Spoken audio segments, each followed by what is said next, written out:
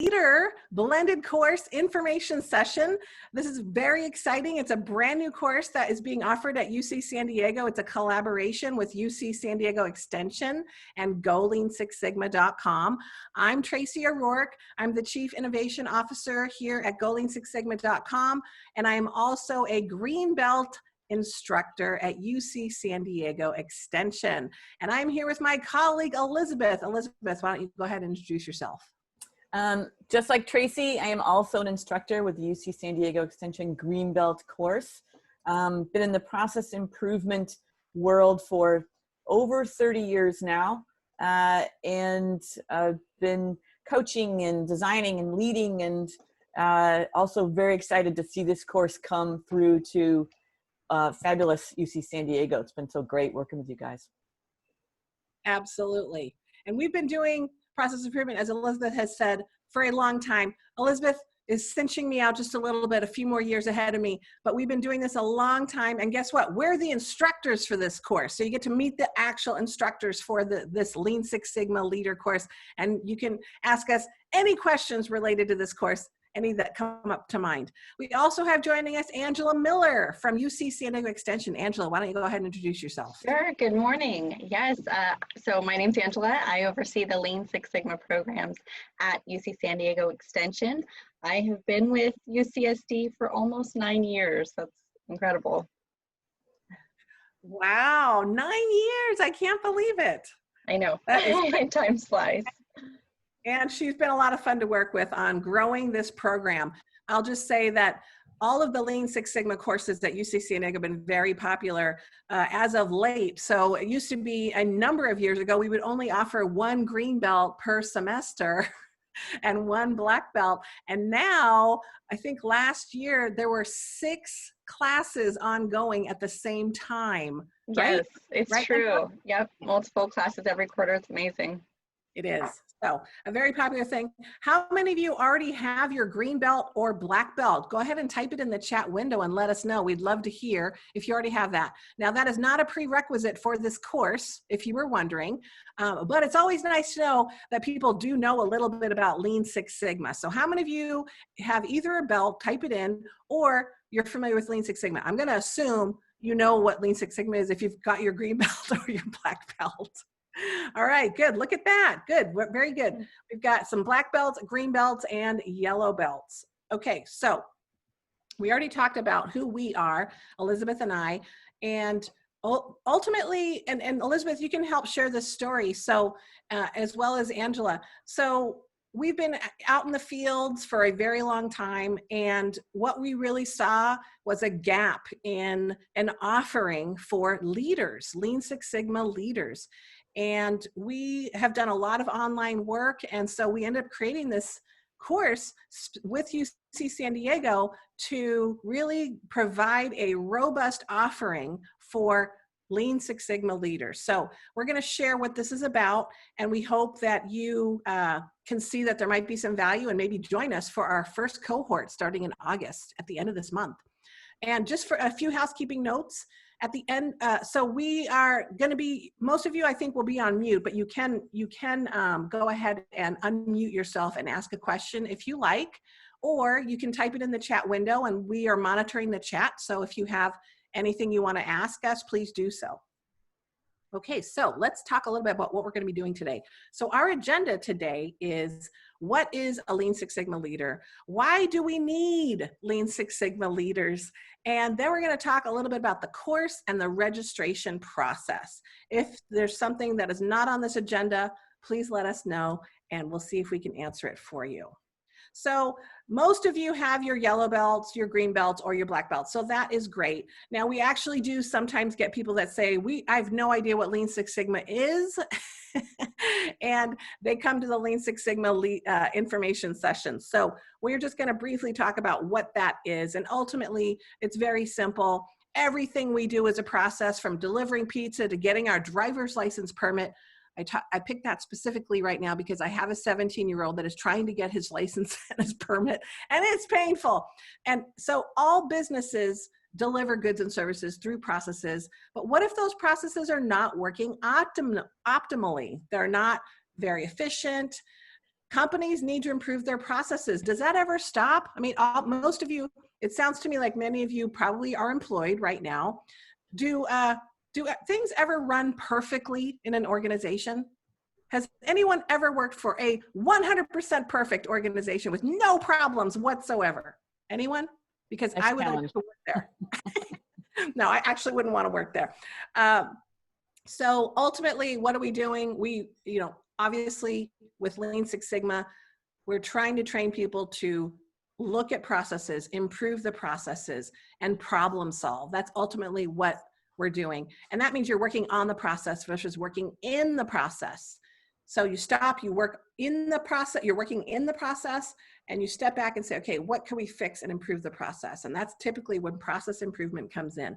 And obviously that is what Lean Six Sigma is. It's really methods to look at what the root causes are, what the process issues are, and then really not jump to solution. And again, as you guys know, I'll go ahead and ask you instead of tell you, when was Lean created? Anybody want to tell us when Lean was created and by who? And when was Six Sigma created? And does anybody want to tell us what company created Six Sigma and by who? Ooh, quizzes, Tracy. These are quizzes. I know. Well, these are yellow belts and green belts and black belts. They should know, right? Let's see if anybody, all right, Douglas got it right. Toyota invented Lean in the 40s. And did anybody want to tell us where they thought Motorola was? Darn it. Oh, yeah. Cat's out of the bag, Tracy. Darn it. See, that's what happens when I talk to my kids too. I give the answers away. So it's a very powerful method, but ultimately there's a lot of people trained in Lean and Six Sigma. They've got training and skills to analyze processes, find root causes, and solve problems. Why wouldn't organizations want armies of problem solvers? Maybe they're not belts. Maybe they're not yellow belt, green belt, black belt. Maybe they just learn how to do PDCA on their own.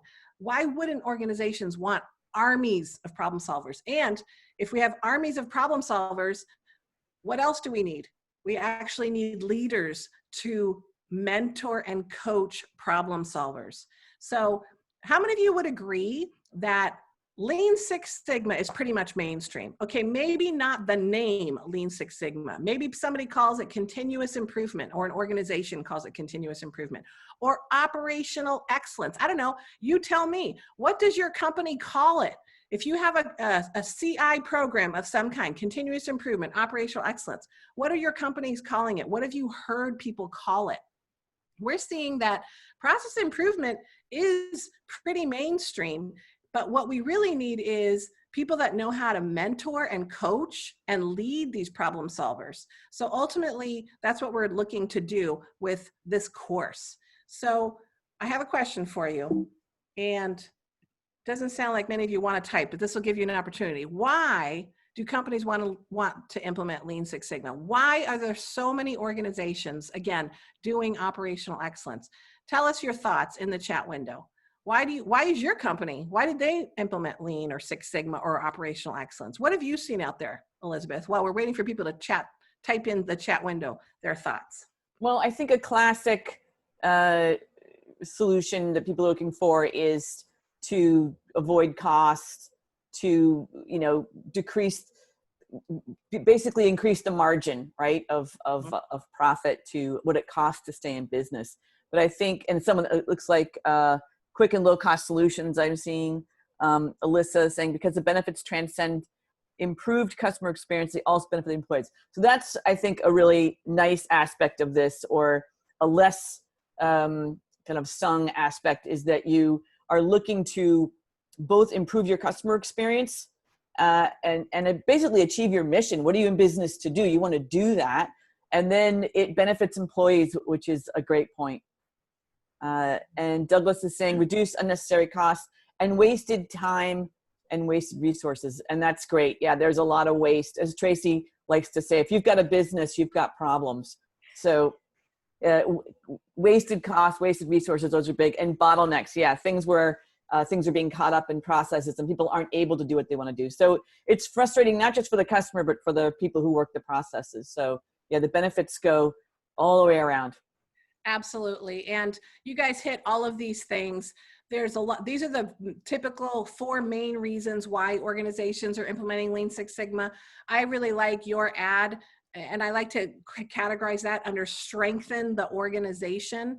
I have found that no matter what organization I go to, if they have strategic goals and strategic objectives, there's at least one strategic objective that Lean Six Sigma can help them achieve, whether it's sometimes it's operational excellence, that's an actual strategic objective, or it's enhance the customer experience. So these are very broad, but Lean Six Sigma can help organizations achieve those goals, whatever those are, under that category of strategic goals. So thank you for that. Very helpful. I know you guys already know why Lean Six Sigma, why companies want them, and you're sharing maybe why your company has done it. So now I got another question for you. I know you've never had to work so hard in an information session. So if that's why if companies need Lean Six Sigma, why do we need Lean Six Sigma leaders? Why do we need? Go ahead and type that in the window. Why do we care? Why does an organization care? Why do you care? Why do we need Lean Six Sigma leaders? Good to train. And Elizabeth, while we're waiting, we already got a response from Nicole. Thank you very much. Elizabeth, what do you think? Why do we need Lean Six Sigma leaders? Yeah, there's trainers. There's also just the feeling or the reality that without leadership support, things don't happen. Things don't change. So you've got to be leading from the top. You also want, obviously, improvements coming from the bottom up, but you want that strategic direction that leadership provides. So if we're going to do improvement, is it tied to the mission? Is it tied to our strategy? So keeping those things tied together and ultimately supporting those, training them, yes, and supporting those. So we've got some other ones. Rajiv says, for better control and consistency, yeah, a consistent message throughout. What kinds of projects are we looking to do? What are we looking to improve? Because leaders are critical to ensuring employees see the value. That's nice, Alyssa.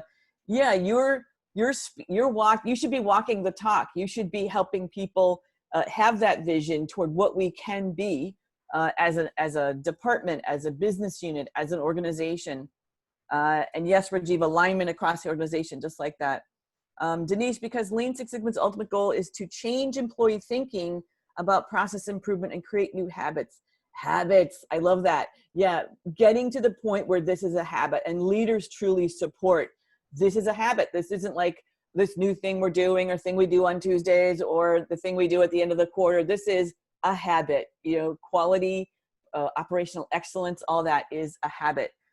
Michelle, buy-in from the top. Absolutely. You've got to have leadership support. You don't have it, you don't have anything. Guided approach for process improvements, guided streamlined process activities with employees. Nice. And sustaining a culture of continuous improvement. Nice, Rajiv. Yeah. You are supporting and sustaining that culture. These are good choices. Absolutely. Thank you. Very, very good feedback on why we need Six Sigma leaders, Lean Six Sigma leaders. And, I will say I've been as I've already discussed, I'm a green belt instructor. I've been doing green belt instruction and black belt instruction for a very long time. And I do hear some frustrations from people that are getting their belt about their leaders, right? They're saying, well, they didn't really hand me a problem statement. They gave me a solution to implement. Oh, right. So that's the kind of very specific behavior that really sucks the energy out of the program, because it tells the belt that you're not really doing what you should be doing to help them. You didn't help them really pick the right project or help them create a good problem statement. And so this is really what we want. Or, again, you hand them the solution as opposed to a process to solve. So we want to mitigate that.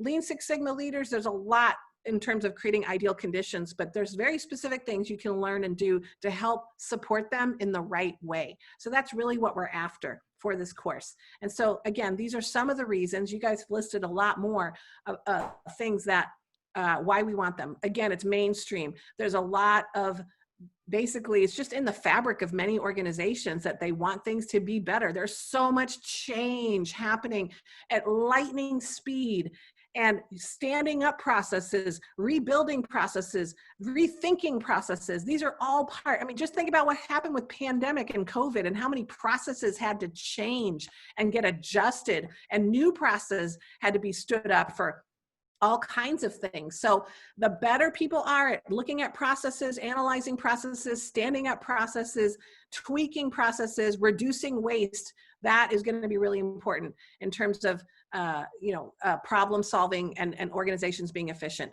Armies of employees trained. We've got, what I'm finding is lots of people have been trained. They're not always leveraged. They are wasted. How do we leverage the talent of these people? And often, the thing that hurts my heart the most when I listen to Greenbelts in my class, they say, oh, I got trained like 3 years ago, but I never did anything with it. Oh, that's a bummer. So we're trying to avoid that. How do you leverage these folks that have different levels of training so that especially if you're in continuous improvement, sometimes we feel like our job is enormous. We have to think about all these yellow belts and all these green belts. And what do we do with all of them? And is it just me? Do I have to make sure they're leveraged, or is it also part of their boss and their leaders? So that's what we're really trying to get to too. So ultimately, if we want armies of employees, if we have armies of employees trained, how do we leverage them? And if we want better thinkers and better problem solvers, we need better leaders that are going to be able to grow. And that's the beauty of Lean Six Sigma. It does actually help build better leaders. You know why? Because a continuous improvement culture is a healthy culture. So gone are the days of old leadership style dictatorship in organizations today. Don't think, just do what I tell you. That doesn't get far. And we don't really want that kind of leadership anymore. We really want the kind of leadership that drives healthy organizations. And that means being a leader, not just being a boss. And ultimately, the leadership style that has been working very well is that of a coach or a mentor. Leaders that don't answer every problem or every question, they're coaching employees to be better problem solvers and creating ideal conditions to experiment. So that's what we're really looking for. So if you have a good leadership and you're really trying to be a better Lean Six Sigma leader, you're going to be a better leader in general. So that's a lot to take in. And so really that's what we're after. You want to be a better leader. You want to be better mentor and coach. And that means you're going to have better problem solvers. And that ultimately is rewarding for you, but it makes you more effective. It makes your whole organization more effective. So that's what we're after. Does anybody have any comments or questions related to that? Let's see. So, oh, it looks like we had some problems with people logging in. I'm sorry about that. We have some late ads, which is a bummer. You missed all that. Darn it. Just read the chat window. Okay, so any comments or questions related to Lean Six Sigmas and building better leaders? Do you guys agree? Do you disagree with that? Do you feel like being a Lean Six Sigma leader helps you be a better leader in general? I'd love to hear what your thoughts are on that. Or you can just do head nod and thumbs up is okay too. Okay, so now that we've talked about why, not just why Lean Six Sigma needs leaders, but I would say the world, why the world needs Lean Six Sigma leaders. Let's talk a little bit about the course, shall we, Elizabeth? Let's do it, Tracy. Okay. And Amelia points out that anything you can add to your toolbox will add to your leadership style. That's a nice point, and hopefully we're honing those tools to be specifically the best for leaders. But thanks, Emilio. Yes, definitely. Okay, so let's talk about the course. This is what is covered at a high level. So I'm going to spend time talking about each and every one of these in the next few slides, but this is really how the course is organized. Grasping Lean Six Sigma, the concepts and activities around transforming culture. It's not easy, and culture is not cookie cutter, but we can give you a roadmap for really trying to really make a difference in your culture. We'll talk about embracing the leader's role. And let's remember, everyone in continuous improvement is in a different place on the journey. Whether you're a problem solver or you're a leader or you are just getting started, everybody is in a different place. And so one of the reasons why embracing the leader's role is third is because number two, has a roadmap. Part of what you're doing is developing a roadmap to transform the culture, what you could be doing as a leader or the leadership team. And so that is an input into what do I need to be doing as a leader? And that can change weekly, daily, monthly, quarterly. And you know what Rajiv might do is going to be a little different than CD or Michelle, because they're on different parts of the journey. Somebody that's just starting this continuous improvement journey, their behaviors may look a lot different than somebody that has been doing this for 10 years with their organization. So it really is, where are you on the journey? Where are you headed? And what is it that you're going to be doing to get ahead to meet those goals this year? So the thing about this organization is it's very high level, because no matter where you are on the journey, you will address each of these 5 areas. So let's talk first about grasping Lean Six Sigma. So like I had just said, everybody is in a different place. And I think one of the challenges we had is everybody wanted us to explain what role in the company should come to this course.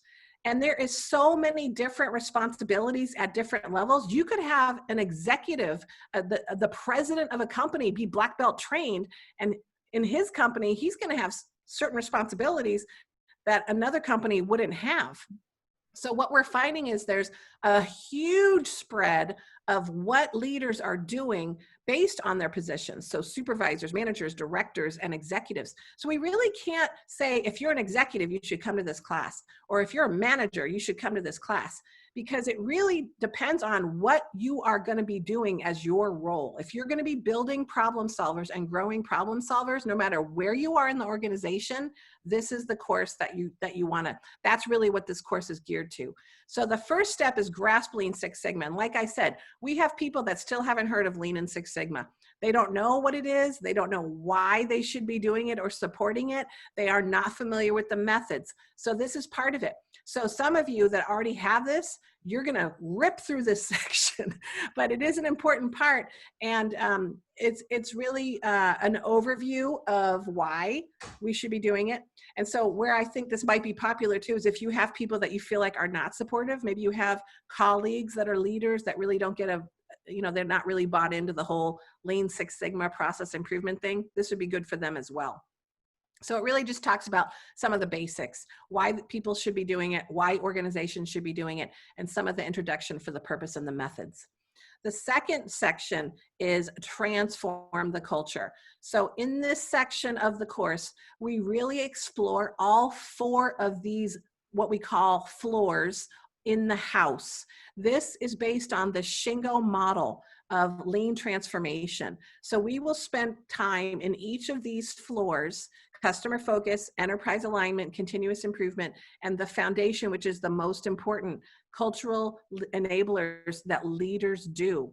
So and then you're going to assess how your culture in your organization is doing and what you can do specifically in your area to make progress in all 4 of these floors. So what we find, Elizabeth and I, is when we work with organizations, they don't always have a plan about how to be more customer focused or how to make sure we have enterprise alignment. And I know you're probably saying, well, what is enterprise alignment? And I'll quickly say that how many of you sometimes feel or have seen that people go, okay, we're doing Lean Six Sigma. This is how you do it. Get on board. But they don't tell you why. Why are we doing it? What is the purpose? And then what happens? If you have a fear-based culture, what happens when you have a fear-based culture, Elizabeth, and you're saying, okay, we're doing Lean Six Sigma. What do people typically think? No problem here. Exactly. I got no problems. I don't need Lean Six Sigma, and you can't get rid of my job. Yeah. Oh, right? That's the worst. So we don't want people doing that. We want to make sure that they understand why Lean Six Sigma is going to be a part of it and what strategic objectives are going to be supported by Lean Six Sigma. So those are really important. What we see is in the green section, continuous improvement, that's where a lot of activity happens. Training employees on the methods, doing projects. But then what happens is they are stifled to a degree because the culture is not being addressed. their manager does not want them to tell everybody the problems they have, as an example. So we spent some time under transforming the culture, the 4 components of building a lean culture, and you actually have some specifics to talk through, and it works great. We've done this with real teams, real leadership teams, and it's very enriching, the discussions. The next part is embracing the leader's role. So again, like I said before, the output for transform the culture is usually a roadmap, and then you can get very specific about what you want to do specifically as a leader to support that, the thing that you're trying to achieve that year in terms of moving the culture. And again, this is the challenge that I often see that leaders have, is that they're typically, so top management may say, okay, we're doing Lean Six Sigma. And they turn to all the other leaders and go make it happen. And you know what?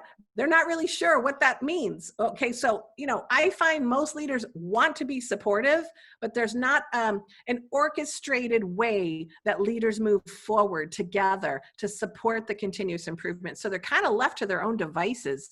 And if it's not very clear, it's not going to happen. It'll go away. They'll only spend time on it when they think they have time, which that never happens. So that's the challenge. And even at the front line, they have very specific things that they're supposed to be doing to improve, to make process improvement happen. They're going to training. They're getting yellow belt trained, green belt trained, black belt trained, and they have a method and they have projects, and that is what they're doing to support process improvement. And we call it thawing the frozen middle. They're not really sure what we're supposed to be doing. Well, guess what? After this course, you have a lot of clarity on what you think you should be doing. And maybe you're already doing those things. Maybe you decide, you know what, I'm doing the right things and I'm going to continue to do the right things. So these are some of the pieces that we cover. Thawing that frozen middle. We are also going to be sharing some best practices that we have seen successful Lean Six Sigma leaders do.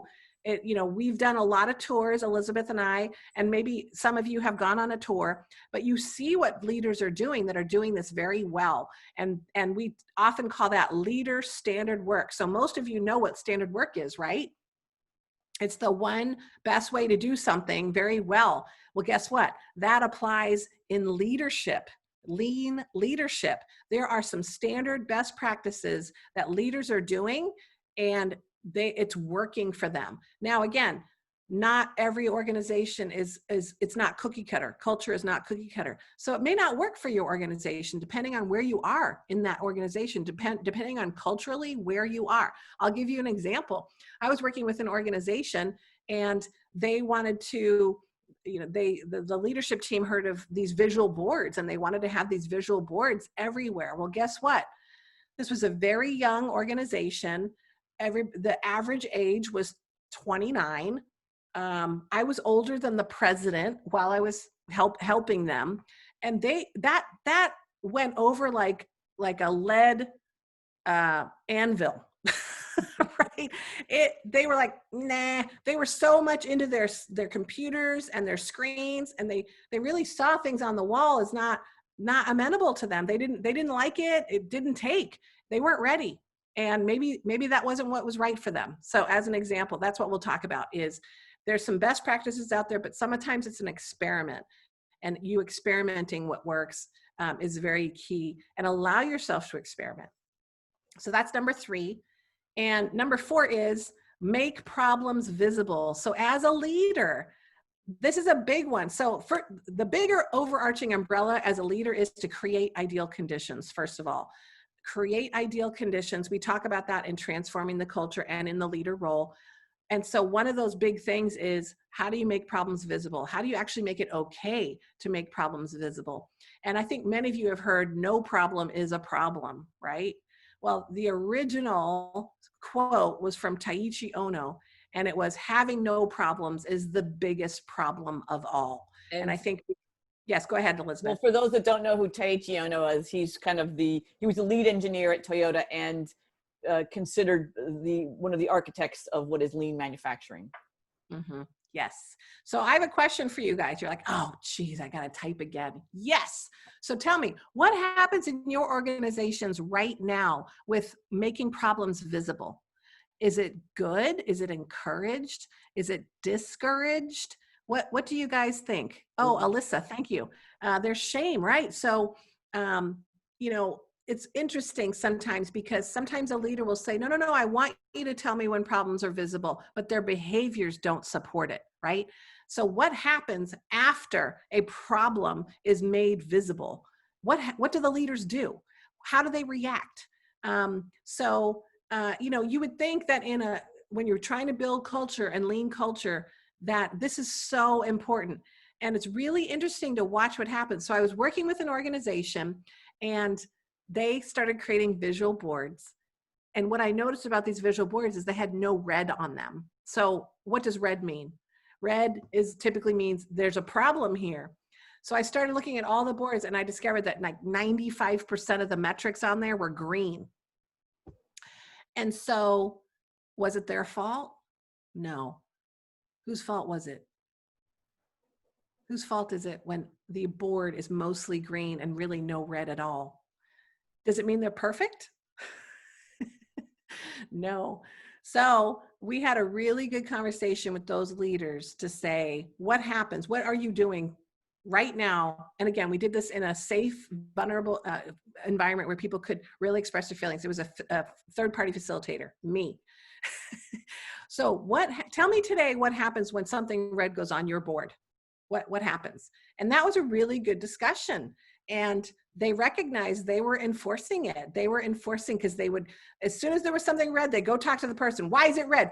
What are you going to do to change it? And there was some retribution, if you will. So leaders need to recognize, I'm promoting this. I am actually making it not okay by what I do. So these are the things we talk about when we talk about making problems visible. We'll talk about not only your behaviors, but the things you can do, to the tools that you can use, like huddle boards, visual boards. This is an example of what is called a kamishibai board. That's Japanese. Kamishibai stands for tasks, a task board. So you're going to learn about those kinds of tools and those kinds of systems to help you make problems visible. And lastly, we have problem solvers. The number 5 in terms of how this course is organized is supporting problem solvers. A good portion of the course is based on this particular thing, because there's probably at least a third of the course, if not a little bit more, is on this number 5, which is the very specific things you can do as a leader to coach people effectively on A3s. We're going to talk about some of the challenges that coaches have with mentoring others. What are some of the common mistakes that we're seeing and that are avoidable? We're going to talk about how you can go about helping people select projects. You're going to get practice looking at problem statements and providing feedback on those problem statements. So it's really easy to look at a problem statement and see what's wrong. It's another level of expertise to deliver that message effectively to the problem solver. We're going to do all of that in this course. And then lastly, we're going to be talking about how do you leverage all these belts. If you've got a lot of belts and they're not being utilized, how do you leverage this information? How do you involve belts more, not just in training others and their peers, but also in educating others, making it rewarding for them as well, because one person cannot do it all. One person cannot manage all of the belts. So in a nutshell, that is what this course is about. So before we move into the next section, which is the specific format, did you feel like anything's missing here? Or what is that? How does that feel? What do you guys think? Do you think this course is something that would be interesting to you as a leader? Because if not, please let us know. We got some changes to do. But we're really excited about it. Aren't we, Elizabeth? Yeah, this is a great. I have a question. Is this an appropriate course for a beginner? Great question. So if you are a leader, if you have people under you that are green belts or yellow belts or have some sort of training, and you want to be a better leader at supporting your people that are trained, yes. And I think that's a great question. So if you're new to this, what will happen is you're probably going to spend more time in number 1, grasping Lean Six Sigma, than someone else that has a black belt already. So the course is flexible, and there are some things that we will give you if you're brand new to Lean Six Sigma, but you are a leader. You're going to spend more time getting caught up with Grasp Lean Six Sigma. I hope that helps. All right, other questions so far about the course in particular? Anything else? Okay. All right, let's move into we're going to talk about the course and how it's set up. So the great news is, because of COVID, this is a fully online course. And we've got lots of different things that we're going to be having to the way the course is designed. We've got a mixed learning format. So there's webinars you're going to be watching. There's online modules you're going to be completing. There's blogs from leaders and from writers like myself and Elizabeth that you're going to be reading. There are podcast interviews of leaders that we are going to have you listen to. Leaders that we have something called the Just in Time Cafe podcast, Elizabeth and I have put on. We have 60 episodes, and there's a lot of podcast episodes that are asking leaders, very successful leaders, what they have been doing in the past. One of them is Richard Sheridan. He wrote the book Chief Joy Officer. And what was his first book? Joy Incorporated? Joy Incorporated. Joy Incorporated. And we got to interview him. And you guys get to listen to what he has to say about leadership and what he believes is the role. We've also interviewed people like Tom Root from Zingerman's. Both Richard Sheridan at Menlo Innovations and Tom Root at Zingerman's were both highlighted in the book, Karen Ross and Jeffrey Liker's book, the Toyota Way to Service Excellence. So they are very well-known leaders, but we also talked to other leaders. We talked to Anju Greenhouse from King County. We actually talked to Moshgan Amini. She's in a podcast. She works for UC San Diego, because I don't know if you guys know this, but UC San Diego actually does Lean Six Sigma. They don't just offer classes, they actually do Lean Six Sigma. And Moshgan Amini, she's an executive in the IT group, and she talks about how she's implementing Lean Six Sigma in her organization. So guess what? You get to hear all these interviews. You're going to have assignments. So one of the things I already told you about was you're going to assess your own organization. You're going to say, how are we doing with this house? How does that look? And you're going to have exams. Okay, maybe that's not as fun, but it does help and solidify the learning. So we've got lots of mixed formats that are self-directed. So everything on the left is self-directed. You do that on your own time. We give you a schedule to follow and you complete them. And then we weave in interaction. So interaction is you have weekly discussion boards with everybody in the class. We actually have 2 Zoom sessions just like this. So we start the course the first week of class with a Zoom. You get to meet everybody in the class, so you can put a face to any of the comments that you're going to see throughout the course. And then we actually end the course with another Zoom session.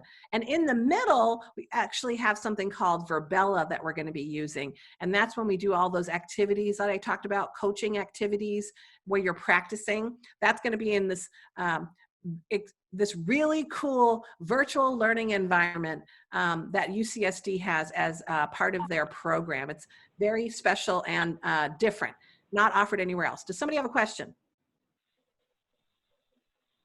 Not yet. Okay, I thought I heard maybe somebody wanting to speak. Did I miss anything here, Angela or Elizabeth?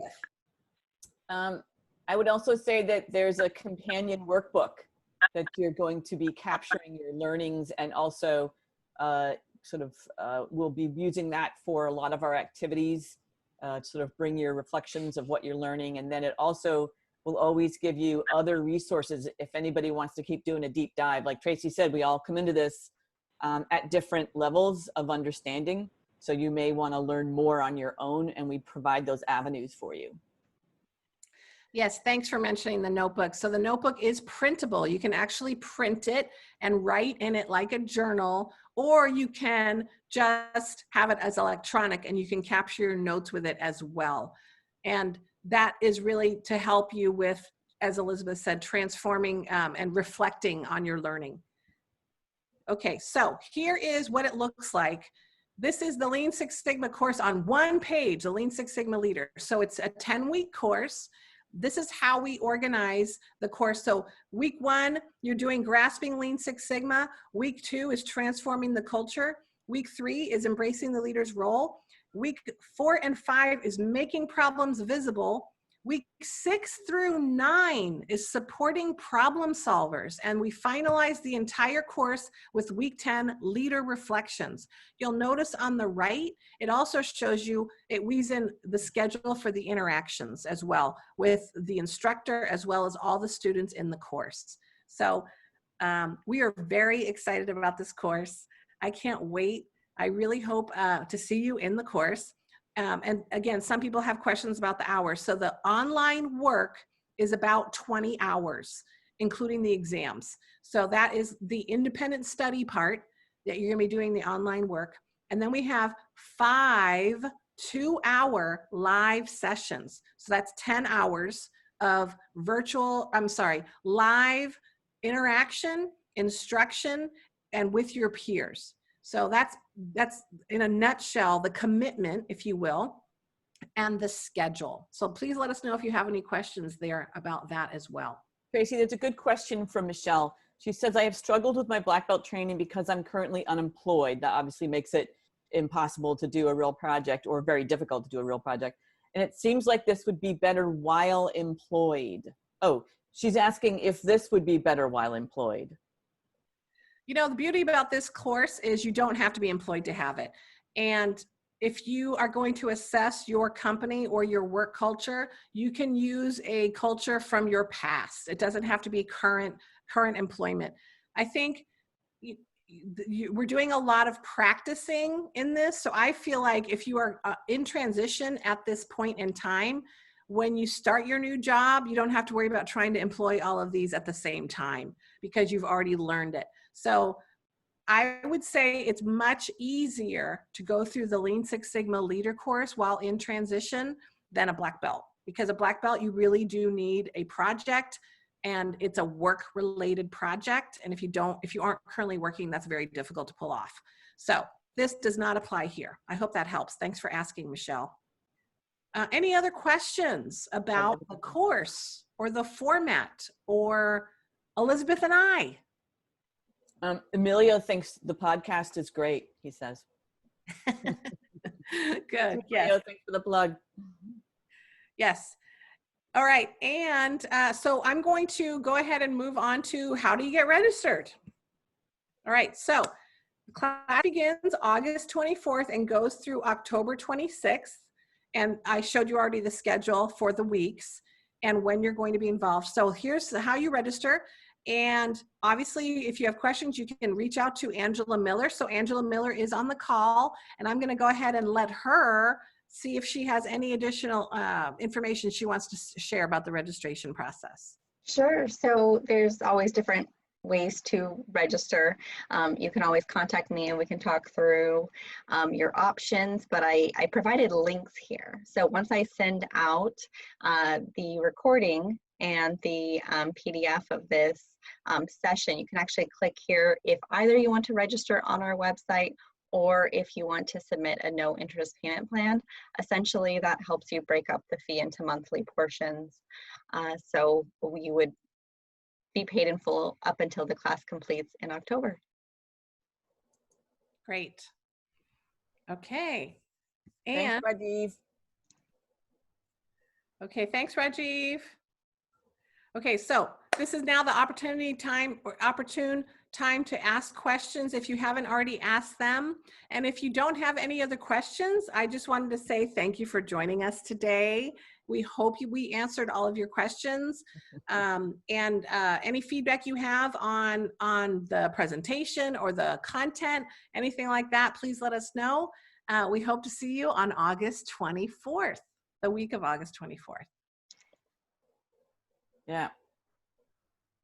Yeah, feel free. And even after this, feel free to shoot questions to us if they occur to you, like most of us, 3 a.m. like, oh, why didn't I ask this?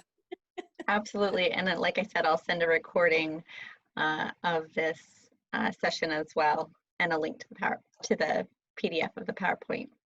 Oh, cheers, Mark Myers. Hey, Mark. Cheers, Mark. All right. Well, then I guess that is bringing us to a close then.